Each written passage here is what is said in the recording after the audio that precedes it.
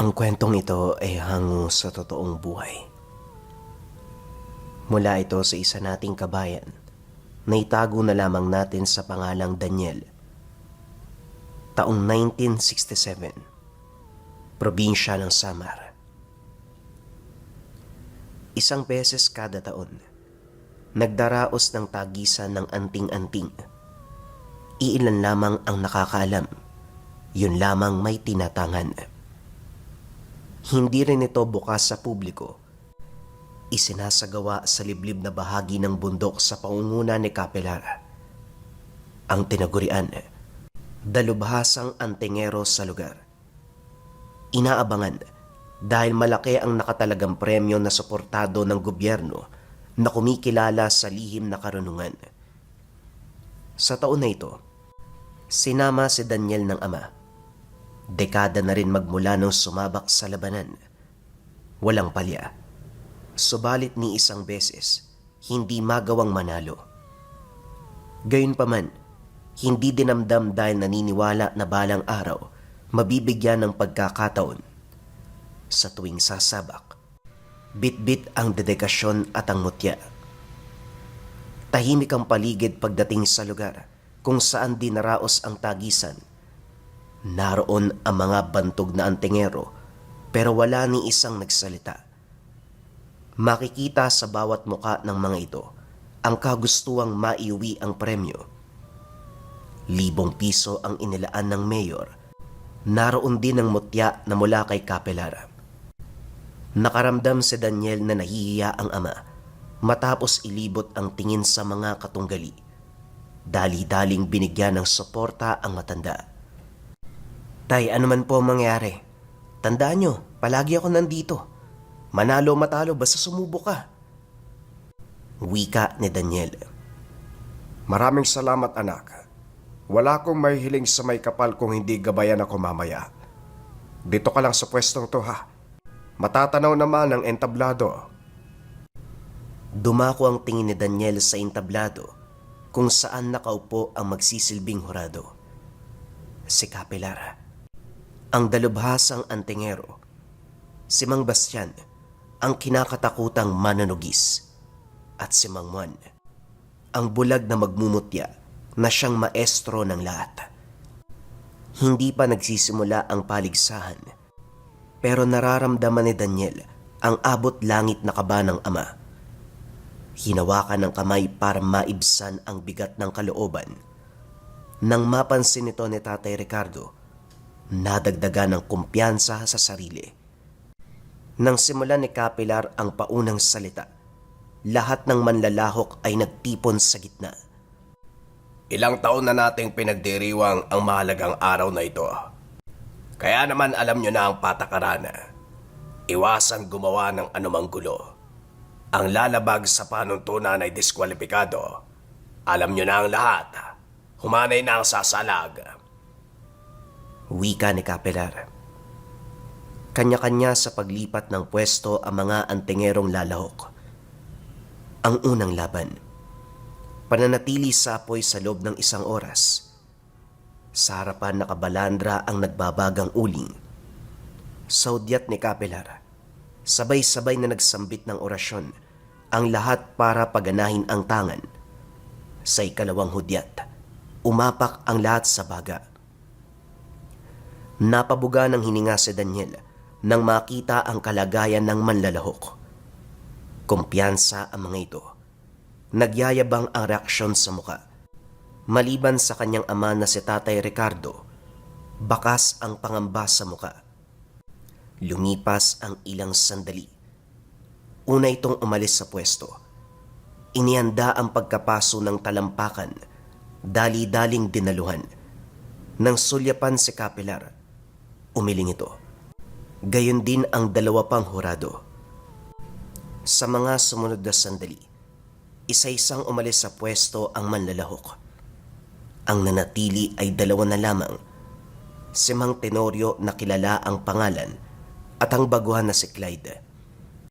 Marami ang naniniwala na magwawagi si Mang Tenorio dahil subok ang mutya. At ilang beses nang tinanghal na kampyon sa tagisang ito. Siya rin ang inaasahan ni Daniel, subalit laking gulat nang marinig ang ama. Pangalan ni Mang Tenorio ang sigaw ng lahat. Hindi nila alam na may ibubuga ang binata.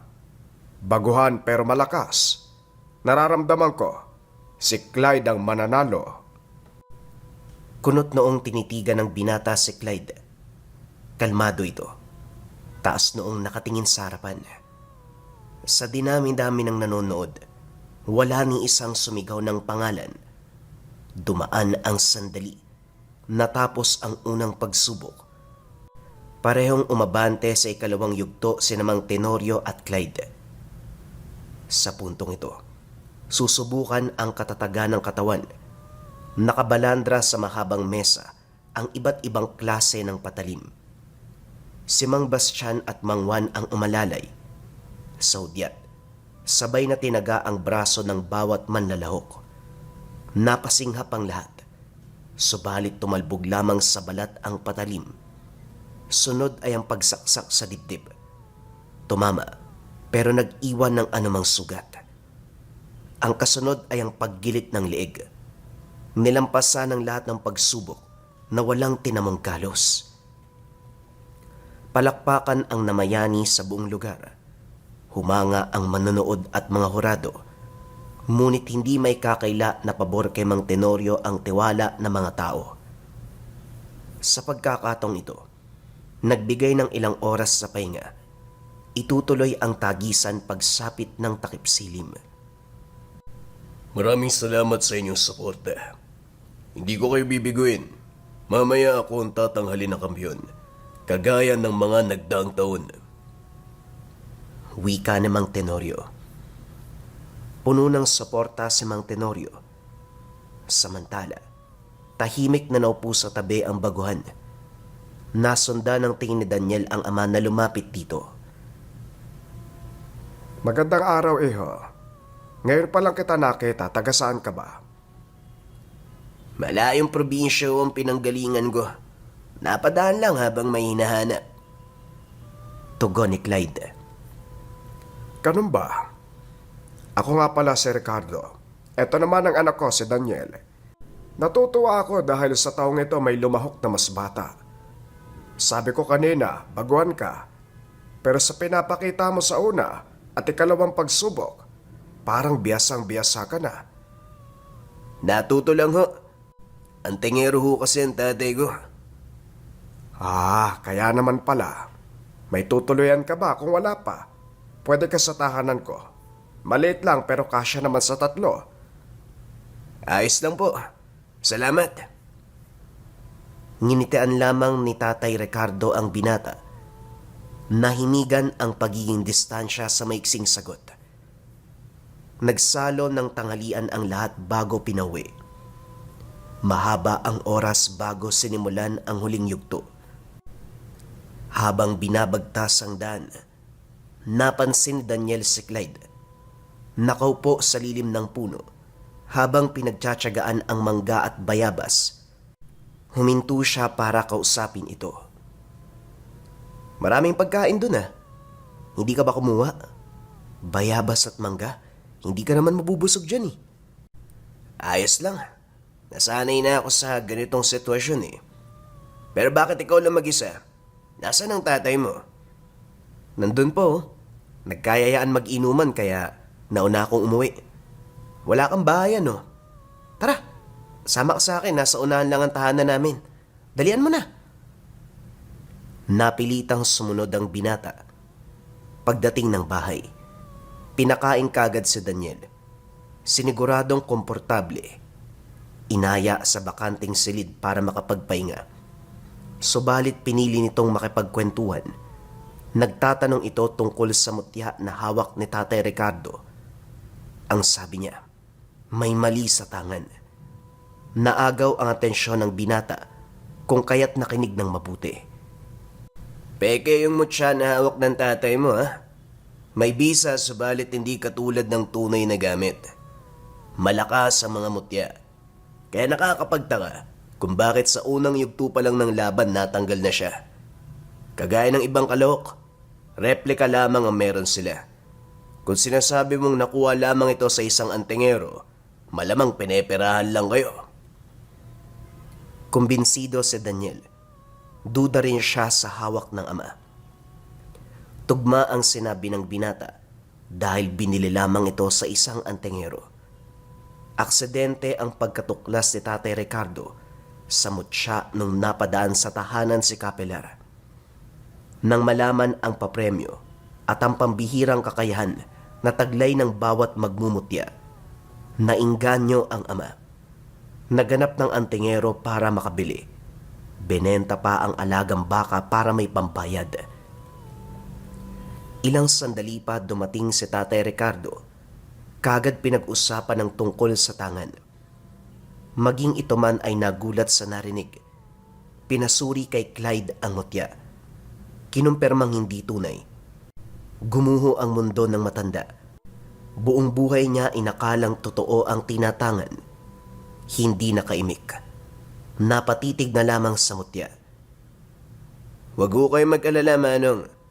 Hanapin natin ang antingero na nagbenta ng peke. Pagbabayarin natin siya. Hindi katanggap-tanggap ang ginawa niya. Ang tanong, mahanap pa kaya yun? Ilang taon na'y nakalipas eh. Kung hindi pa siya patay, malamang mahanap natin yan. Mauna na ho ako. Kailangan pa akong gawin eh. Sumapit ang takip silim. Bumalik ang lahat sa bundok para sa uling labanan. Nasa harapan si Mang Tenorio. Tahimik ang lahat habang nag-aantay na dumating si Clyde. Lumipas ang oras. Walang senyales mula sa binata. Nang hindi na makapag-intay, sinimulan na si Mang Tenorio lamang ang kalahok. Espiritual na kamalayan ang laban. Hurado laban sa manlalahok. Sa puntong ito si Mang Juan ang katunggali. Magkaharap sa pwestuhan ng dalawa. Sa hudyat sinimulan kagad ang tagisan. Sa mga unang segundo, bagyang napatras si Mang Tenorio kasabay ng pagbulwak ng dugo sa bibig. Nagmamadali sa pagbalik sa pwesto, subalit hindi pa nakaupo. Tumilapon kagad. Nanlaki ang mga mata ng lahat. Naniga sa kinakatayuan ng matanda habang kusang nabali ang iba't ibang bahagi ng katawan. Hindi lang yun. Bigla na lang nagtamo ng sugat. Lahat ng nangyari sa hindi malamang dahilan. Habang nasa kalagayan ni Mang Tenorio ang mga mata ng karamihan, dumako ang tingin ni Daniel sa nag-aalalang si Capelar at Mang Bastian. Sinubukang ihinto ang kaganapan, subalit masyadong pulido ang pananggalang. Nagtuloy-tuloy hanggang sa unti-unti nang bumagsak ang katawan ni Mang Tenorio. Sa kumpas ng kamay ni Mang Juan, ang malakas na hangin, ang bumuo ng ipo-ipo, nakalaunay naghagis ng palaso. Sa hudyat, pinuntirya nito ang matanda ngunit imbis na tumama, huminto sa ere at nawasak. Maging si Mang Juan, nagulat sa kaganapan. Nakita nila sa lugar si Clyde, taas noong nakatayo. Nakabalandra ang suot na tangan. Walang makikita sa mukha kundi kumpiyansa at katapangan. Napatayo si Mang Juan. Sa puntong ito nabaling ang pansin sa binata. Sumambit ng dasal. Bumigat ang pakiramdam sa paligid. Hindi naglaon sunod-sunod na hampas ng hangin ang humagupit kay Clyde. Kanya-kanya sa pag-atras ang lahat dahil tumama kung saan-saan ang atake ni Mang Juan. Maging si Capelar at Mang Bastian, bumaba ng intablado. Ilang ulit sinubukang patigilin pero hindi nagpatinag ang antingero. Sa kabila ng hagupit, nanatiling nakatindig si Clyde. Walang ginawa. Nakatayo lang. Diretso ang titig kay Mang Bastian. Nang mapansin ng matanda na walang epekto ang ginawa, huminto ito para magsalita. Ano ang tangan mo? Bakit hindi ka natinag ng mutya ko? Tanong ni Mang Juan. Mutya ng hangin. Mas mataas kaysa sa gamit mong mutya ng ipo-ipo.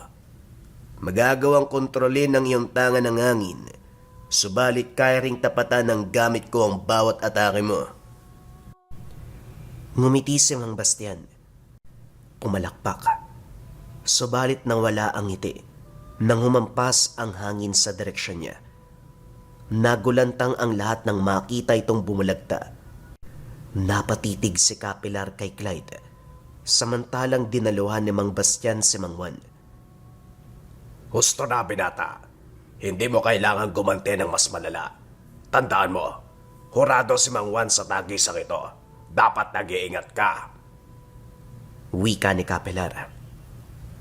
Wala ho sa patakaran na hindi gaganti ng atake ang kalahok kapag hurado ang katunggali. Sino man ang tatayo na salungat sa direksyon na ituturing kong kalaban, hindi alintana kung ano man ang katayuan. Mahusay ka sa larangan ng gamit at sa pananalita. Papalampasin ko ang ginawa mo kay Mang Juan. Makasama, sa gabi ito, ating makikilala ang bagong kampyon ng tagisan, ang binatang si Clyde. Bagaman dismayado sa resulta, dahil inaasahan, si Mang Tenorio ang mananalo. Nagbigay-pugay ang lahat sa bagong kampyon. Lumapit sina Capelar at Mang Bastian para bumati ng personal at magbigay ng premyo. Subalit laking pagtataka dahil hindi tinanggap alinman sa mga ito. Pasimple siyang umalis sa lugar. Napuno ng bulong-bulungan. Marami ang nagtatanong sa binata, lalo na sa katauhan nito, pero wala ni isa ang nakakalam.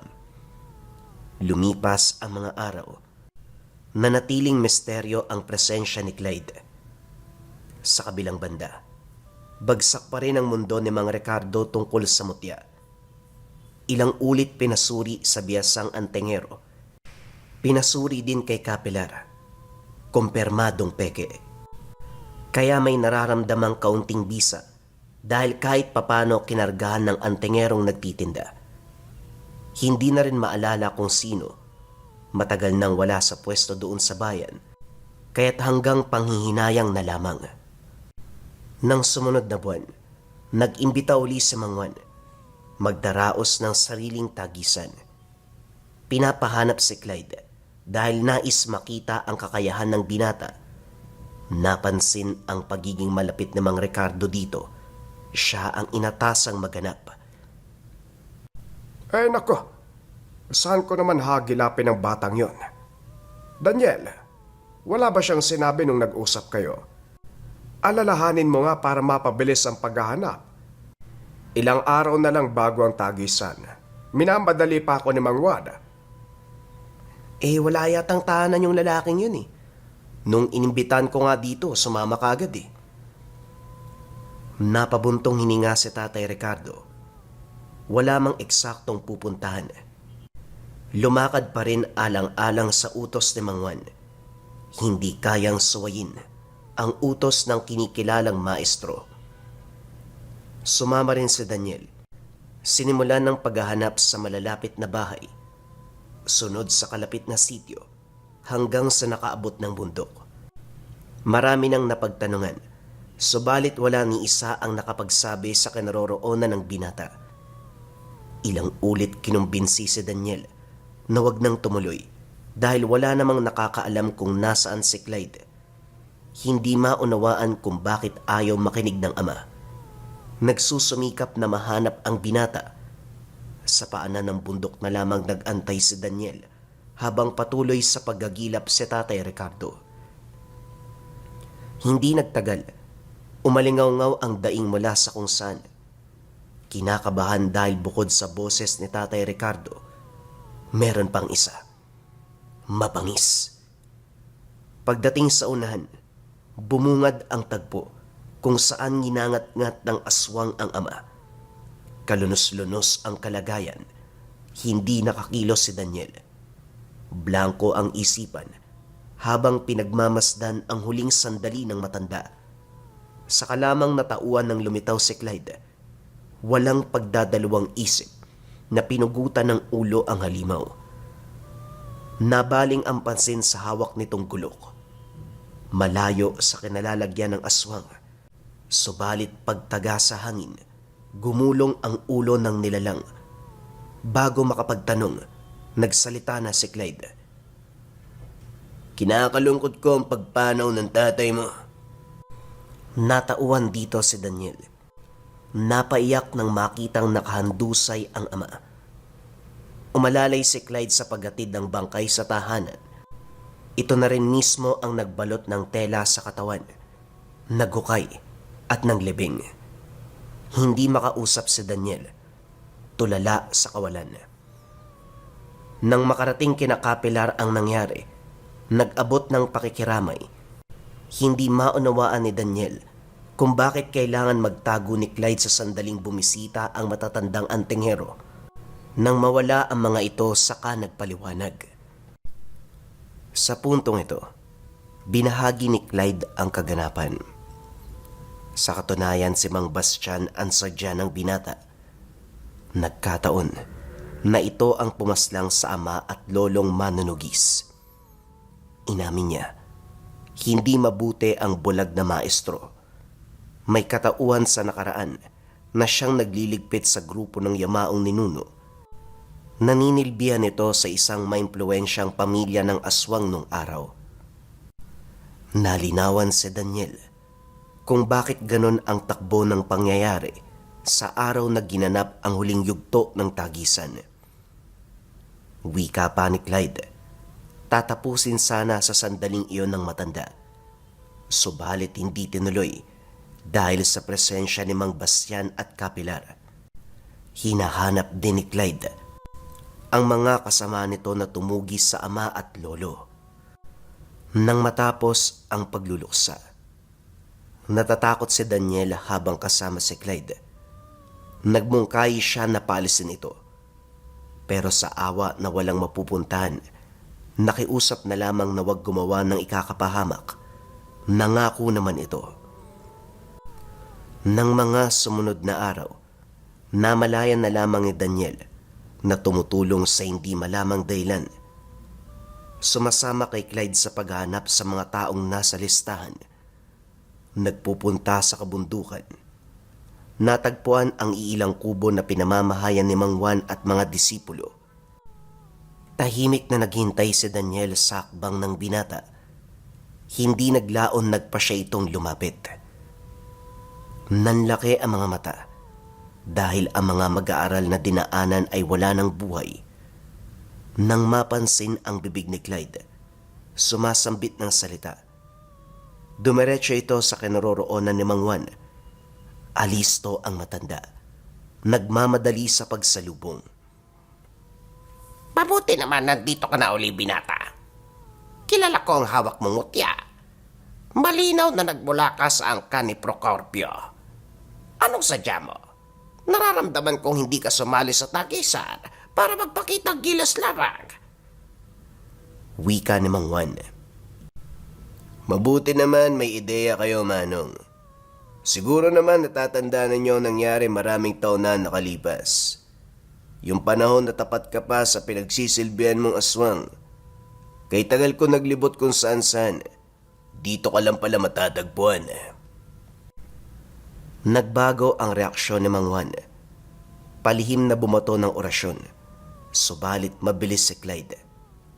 Napigilan nito ang atake. Nagsimulang umihip ng hangin. Direktang pumunterya sa matanda. Tumilapon. Tumagos sa dingding. Hindi nakabangon ng apakan sa muka. Iho, sandali lang. Huwag kang magpadalos-dalos. Matagal na panahon na ang lumipas.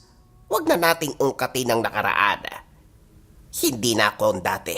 Nagbago na ako matapos magpagtantong pagkakamali.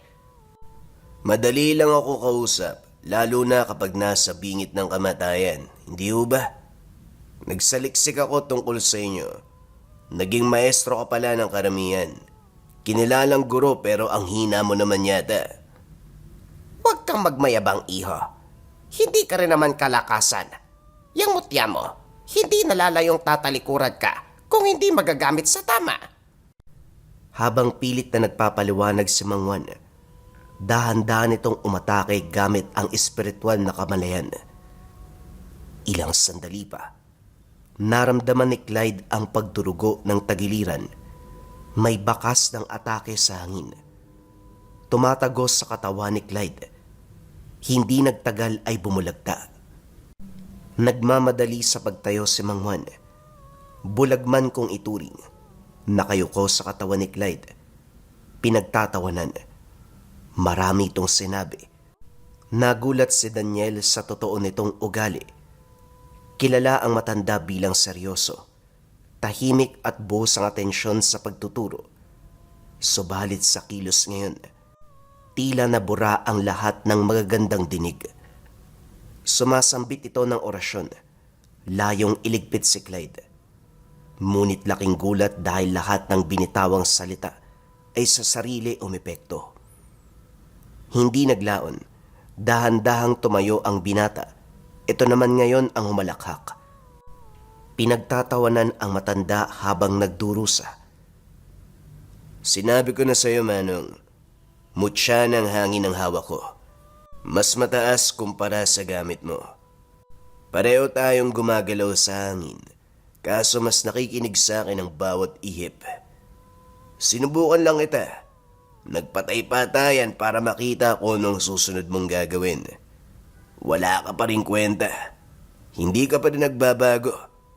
Mamaalam ka na. Hindi nakapalag ang matanda. Dahan-dahan na lamang tinanggap ang kamatayan. Paulit-ulit na sinaksak hanggang sa nalagutan. Kalmadong naglakad palayo si Clyde. Iniwang nagliyab ang katawan ng antingero. Nagmamadali sa pag-apula ang mga estudyanteng kakabalik lang sa ulirat. Binantaan ng mga ito na huwag magsasalita laban sa kaganapan. Sumunod si Clyde, namamangha sa galaw ng binata. Pagdating ng tahanan, sinamantala ang pagkakataon para puriin ito. Malakas si Mang Juan ah. Siya ang maestro ng lahat pero tinalo mo ng ganun-ganun lang. Kung ganyan lang siguro kalakas si Tatay Ricardo, hindi masasayang yung mga taon na ginugol niya para sa peking gamit na yun. Noong tagisan, may lason ang atake ko kaya naging mahina siya kanina. Tungkol naman sa peking mutya ng tatay mo, may nahanap akong huwad na antingero. Baka siya ang pinagkukunan ng gamit. Laganap ang produkto niya sa mga taong walang alam. Siya na lang din ang huling sadya ko sa lugar na ito. Pinalipas sa mga araw, hinayaang humupa ang usapin tungkol sa pagtugis kay Mang Juan. Kagaya ng inasahan, umaksyon sina Kapilar at Mang Bastian. Inutusan ang nasasakupan na hanapin ang salarin. Naging alisto naman si Clyde. Nagpakawala ng sabulag sa hangin. Ang mga mag-aaral na saksi, tinanggalan ng alaala. Wala mang ideya sa mangyayari. Sumama pa rin si Daniel sa binata. Naglakbay sa kabilang bundok. Sa daan pa lamang mararamdaman ang iba't ibang presensya ng nilalang. Sinigurado naman ni Clyde na hindi sila makikita ng mga ito. Matapos ang mahabahabang paglalakad, nagpa siyang magpahinga. Sumilong sa lilim ng puno na nagsisilbing bubong ang makakapal na baging. Maimbing sa pagtulog si Clyde, habang panay ang pagmamasid sa paligid ni Daniel. Hindi nagtagal nakita si Mang Bastian. Tatawagin sana para batiin, subalit dumating ang mga tauhan. Ang usapan, ang nagbago ng tingin sa mga ito. Hindi inasahan na sa likod ng katayuan bilang antingero, may kasamang pagkukubli. Tinutugis ang malalakas na magmumutya. Pinagnanakawan ng gamit. Maraming nakuha ang mga tauhan, puno ang sisidlan. Ngayon alam mo na kung sino ang kalaban. Tinuring niyo pang nakakataas. Sila naman pala ang dahilan kung bakit isa-isang nawawala ang mga manunugis at tunay na naglilingkod sa larangan.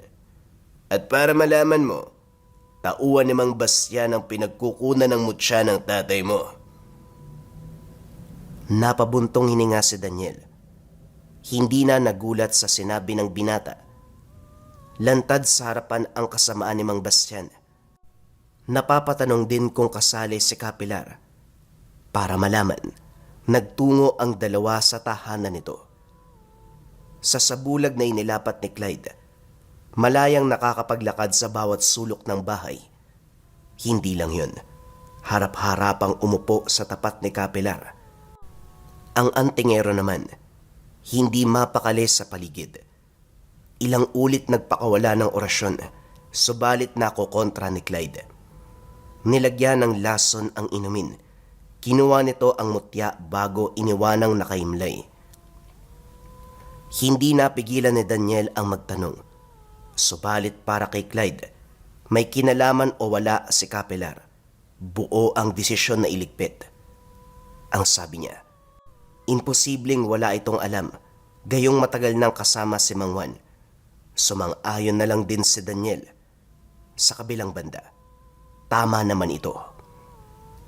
Sa ngayon, si Mang Bastian na lamang ang hahagilapin.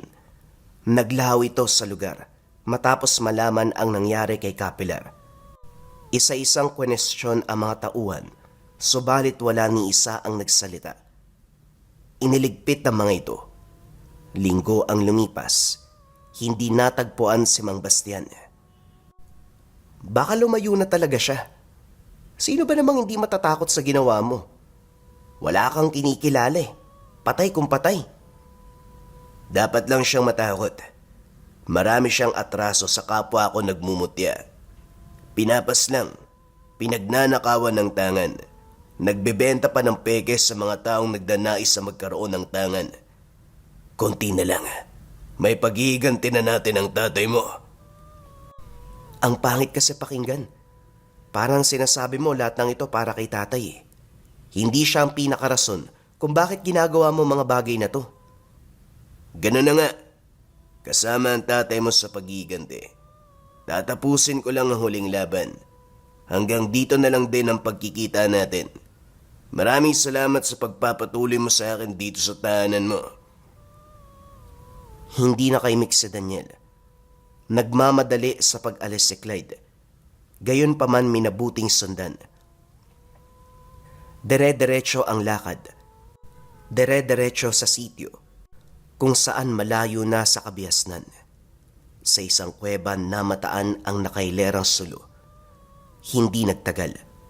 Nasipat si Mang Bastian. Kausap ang iilan sa mga tauhan. Kumilos si Clyde.